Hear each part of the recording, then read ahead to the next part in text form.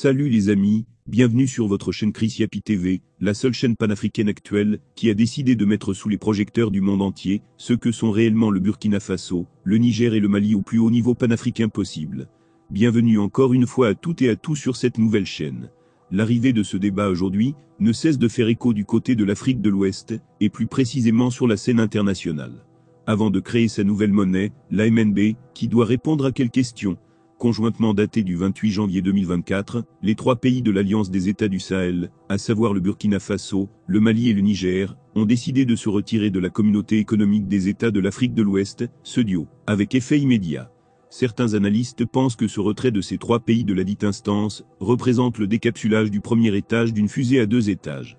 Ils soutiennent que tôt ou tard, le second étage de la fusée, qui représente l'adhésion de ces trois pays à l'Union économique et monétaire ouest-africaine, UMOA, sera aussi détaché de la fusée. En acceptant de quitter cette union, les trois pays opteront de facto pour la création d'une nouvelle zone monétaire commune.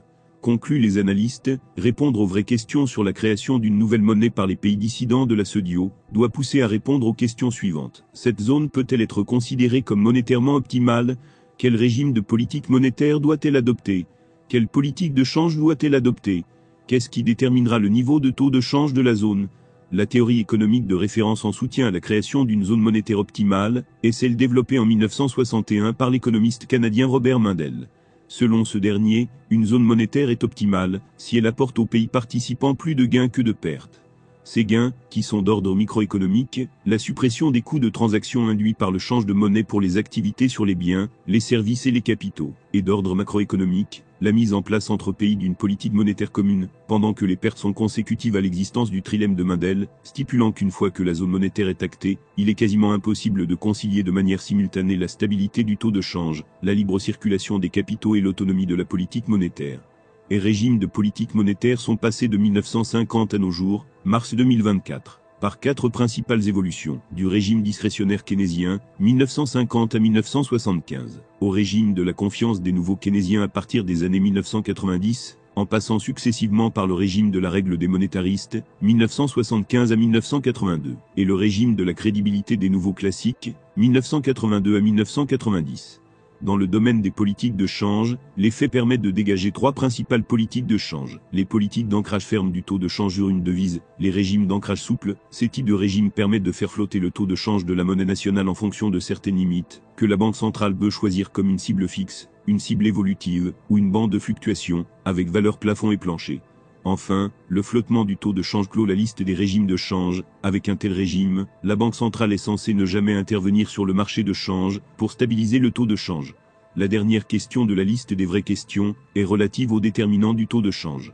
La théorie économique soutient, même si le consensus n'est pas absolu, que le taux de change pour un pays donné dépend de l'offre et de la demande des biens et services à long terme, de l'offre et de la demande des capitaux, donc du taux d'intérêt à court terme, et des anticipations des agents économiques sur leur degré de confiance relativement à l'évolution de l'économie à très court terme. Les anticipations peuvent être orientées vers les rendements futurs des actions et des obligations. En créant leur nouvelle monnaie, les pays membres de l'Alliance des États du Sahel, pour créer leur monnaie commune vont quitter une zone monétaire, la zone franc, pour en créer une nouvelle. Sur ce plan, il est logique de penser que si ce n'est que le nombre de pays qui diminue, rien ne change. Cette nouvelle démarche des pays de l'Alliance des États du Sahel doit être vue à l'aune de la théorie de la zone monétaire optimale de Mundell. En créant une zone monétaire plus restreinte qu'avant leur départ, il est clair que les pays de l'Alliance des États du Sahel n'amélioreront pas les avantages microéconomiques, suppression des coûts de transaction vis-à-vis des autres pays de l'UMOA. Bien au contraire, ils détérioreront ce volet. En 2022, les pays de l'Alliance des États du Sahel ont présenté une balance commerciale déficitaire de plus de 650 milliards de francs CFA vis-à-vis de la zone A, pendant que le commerce de biens et services interpays de la région n'atteignait pas les 12% du montant total à la même date. La lueur d'espoir que pourrait induire la nouvelle zone monétaire de l'Alliance des États du Sahel, si elle devrait exister, peut venir sûrement des avantages macroéconomiques à travers la mise en place d'une politique monétaire commune, dans la mesure où les 3 pays sont sensiblement équivalents sur le plan des structures de production économique. La mise en œuvre d'une politique monétaire peut être salutaire sur le plan macroéconomique. Une dernière question demeure. Est-ce que les avantages macroéconomiques pourront compenser les pertes microéconomiques présentées? La réponse à cette question dépasse largement le cadre du présent article de presse. En optant pour une nouvelle monnaie, les pays membres de l'Alliance des États du Sahel doivent aussi résoudre l'épineuse question du régime de politique monétaire. la Banque centrale de la zone applique le régime de la confiance des nouveaux keynésiens à travers une politique de ciblage d'inflation évoluant entre 1 et 3% à court terme, tout en sachant que ce type de régime de politique monétaire repose sur une indépendance totale de la Banque centrale vis-à-vis des décideurs politiques. Les pays de l'Alliance des États du Sahel vont-ils opter pour un tel régime ? Dans l'éventualité de l'affirmative, quelle cible d'inflation doivent-ils choisir, ou vont-ils choisir une formule hybride d'organisation de la Banque centrale ? Je pense que fixer des objectifs de plein emploi et de lutte contre l'inflation, avec une cible fixée à 10%, semble opportun dans le cas des pays de l'Alliance des États du Sahel. Sur le plan du taux de change, les pays de l'Alliance des États du Sahel abandonnent une zone monétaire qui pratique une politique d'ancrage ferme du taux de change sur une devise, tout en étant en phase avec le régime de politique monétaire que j'ai déjà présenté et en gardant en tête les bases du trilemme de Mendel. Les pays de l'Alliance des États du Sahel doivent opter, au moins, pour une bande de fluctuation, avec des taux plafonds et planchers de leur taux de change. Les pays membres de l'Alliance des États du Sahel réalisent actuellement, en considérant les données de 2022, les déficits commerciaux les plus importants avec l'Asie, avec plus de 2300 milliards de francs CFA, pendant qu'ils réalisent avec l'Europe, à la même date, un excédent commercial estimé à un peu plus de 500 milliards de francs CFA. En prenant en compte ces données, et en admettant que le taux de change dépend principalement à long terme, comme le prévoit la théorie économique des exportations et des importations, il serait possible de soutenir que les pays de là en adoptant une bande de fluctuation, comme régime de change. La valeur plancher de cette bande au certain devrait être fixée à 0,12 unités monétaires de la zone, à serait cédée contre 0,12 unités de rein. La Chine, étant le premier partenaire économique de la parmi les pays asiatiques, tire le taux de change plafond au certain à 1,3 unités monétaires de la zone, à serait cédé contre 1,3 €. Je note qu'un éventuel retrait des pays de l'UEMOA engendre des pertes au niveau microéconomique. L'instauration des coûts de transaction entre les pays de l'A et les 5,5 pays restants de l'UEMOA. Au plan macroéconomique, ce retrait pourrait leur présidentiel au chat espoir et inquiétude des jeunes primo-votants Idriss Amidou, a enfilé sa casquette et son t-shirt marchand avec Mama pour Sijamna, la capitale en soutien à la candidature du général Mahamidri Debitno, le président de transition peu convaincu par la politique par le passé. L'étudiant en lettres modernes de 26 ans, qui rêve de meilleures conditions à l'université s'est finalement résolu à voter pour la première fois, et cherche à convaincre ses compatriotes de glisser le bulletin débit dans les urnes. Pour lui, l'homme propulsé à la tête du pays par une junte de 15 généraux à la mort de son père, le maréchal Idriss Déby Itno, président depuis 30 ans, mais tué par des rebelles en avril 2021, est le seul candidat en qui il a espoir et mérite 5 ans de plus.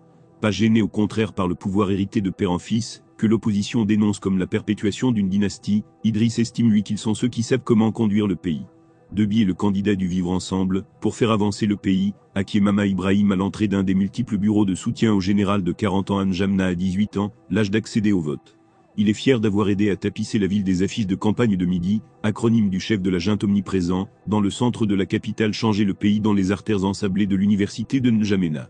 Éric Bandigin, étudiant en droit de 25 ans, lui est déterminé à pousser dehors l'ancien régime.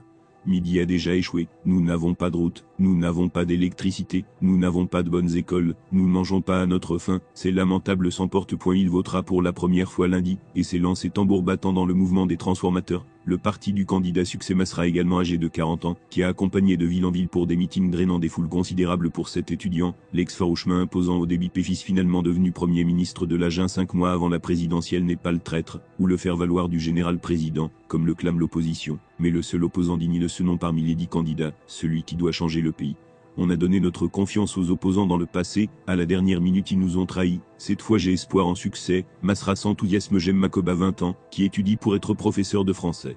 Il estime toutefois que la victoire est loin d'être acquise. Ce régime veut vraiment être à la tête du pays. Même si Masra arrive à prendre le pouvoir démocratiquement, ils seront vraiment mécontents et vont passer par une autre voie pour arriver à leur fin, prédit-il. Pas confiance à 20 ans. Christelle Denrambaye, qui n'a encore jamais voté à une présidentielle, se dit déjà démotivée par les propositions des candidats. Ainsi, je ne vais pas confiance, c'est parce que je n'ai rien vu de concret. On dit que la politique, c'est l'art de mentir. Ils nous disent des belles phrases, ils savent parler à la jeunesse, estime-t-elle. Moi, on ne me convainc pas par les mots, j'aimerais voir les actions, ajoute celle qui aimerait un dirigeant qui se soucie des jeunes, et qui pourra les aider à entreprendre, et à développer le pays à l'ombre d'une tente sous une chaleur écrasante. Michael Ramadan, rappeur de 22 ans, confie ne pas être sûr d'aller voter. Nos parents vécu des choses horribles dans ce pays. Chaque élection on crie au changement, c'est les mêmes discours, les mêmes mensonges, considère-t-il dégoûté. Il a récemment exprimé dans un morceau intitulé Le pays va mal sa frustration envers la politique et sa peur pour l'avenir. En attendant, il observe anxieusement ses proches qui ont commencé à préparer des stocks de nourriture en prévision de l'issue conflictuelle à l'élection à la dernière minute. Tout peut être chamboulé dans ce pays, c'est sûr, tout est possible, souffle Michel avec inquiétude au chat, ou une personne sur terre